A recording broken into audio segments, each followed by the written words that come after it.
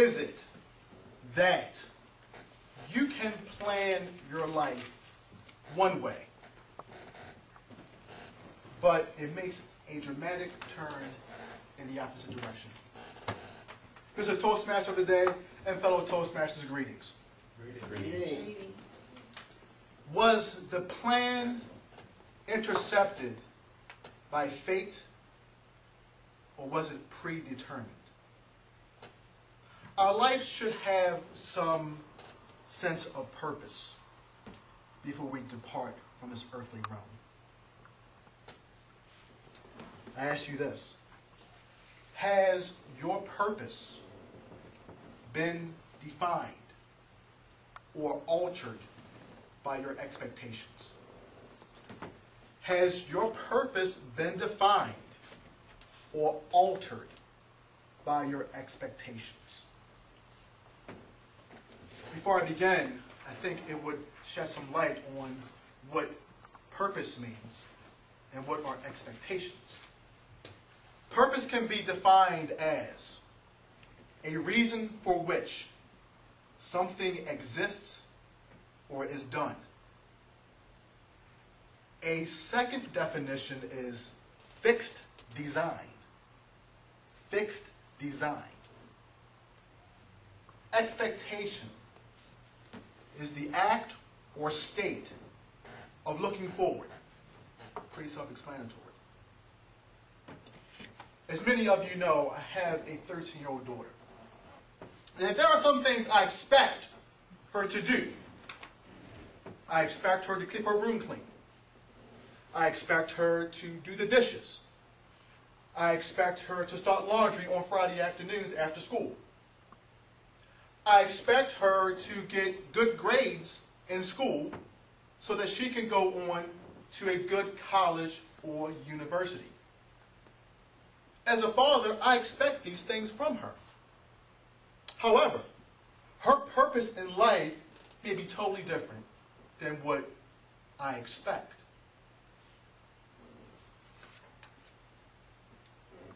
As many of you know, I've battled and have had fierce combat with words. I suffered from a speech impediment at the age of 6.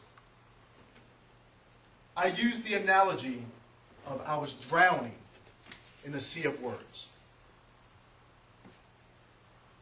Speech therapy didn't help me. I can remember in middle school, I think kids are the cruelest between the 6th and the 8th grade. I don't know why that is. But I remember 4th period, leaving my speech class, walking out that door into the hallway where the students were changing classes. And people would laugh at me because I had to attend speech class. It's amazing how emotional scars last from your adolescent years, your teens, your 20s, and your 30s. Those things never quite go away. I've also battled with depression because of it. Never told anyone of this until recently. These are the things that I question God on. God, why did you allow this to happen to me? What have I done? What was the purpose of my speech impediment? I expected to be a normal kid. I expected to get good grades. I expected myself to be socially accepted by my peers. I had one of the two. The latter I didn't have. I had a few friends in school who didn't really care because they accepted me for who I was. But it's those dark school days that tend to haunt me from time to time, as you never quite get over certain things. Until recently, I used this challenge as my biggest asset. I turned the negative into a positive by change in my attitude towards speaking.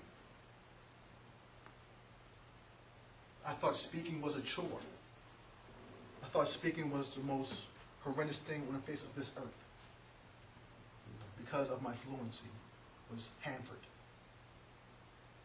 by the sea of words.